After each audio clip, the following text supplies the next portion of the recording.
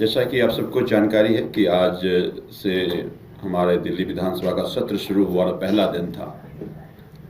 आज पहला दिन एलजी साहब का अभिभाषण था और मुझे लगता है कि पिछले 3 महीने से दिल्ली की जनता प्रदूषण से परेशान है।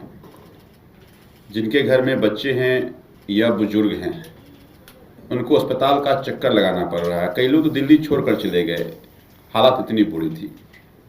बहुत सारे एक्सपर्ट का ये कहना है कि दिसंबर का महीना सबसे ज़्यादा प्रदूषित महीना रहा है पिछले 12 साल में, और ये प्रदूषण क्रोनिक था। डॉक्टर ये कह रहे हैं कि बहुत सारे लोग वेंटिलेटर पे गए, कई लोगों को जान गंवाना पड़ा।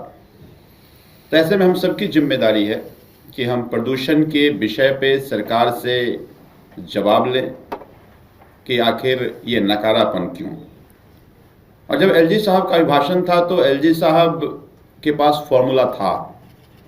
आप सबको याद होगा कि एलजी साहब ने कहा था कि अगर दिल्ली सरकार चाहे तो 80% प्रदूषण कम हो सकता है।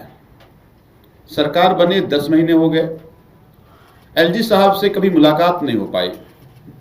ना एलजी साहब प्रदूषण को लेकर कभी एक टीवी पर कोई या किसी मीडिया में बातचीत किए कि फॉर्मूला का क्या हुआ।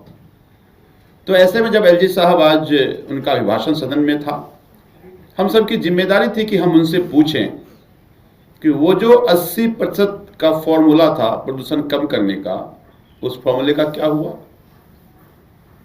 आखिर फिर ये इतनी प्रदूषण क्रॉनिक क्यों हुई। आखिर दिसंबर सबसे ज्यादा प्रदूषण महीना क्यों हुआ। क्योंकि उनके पास तो फॉर्मूला तो उन्होंने बताया था दिल्ली की जनता को।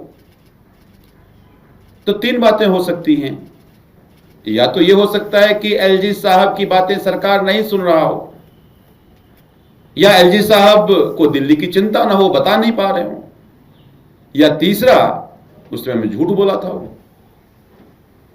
तो मुझे यह लगता है कि दिल्ली की जनता को यह जानने का हक है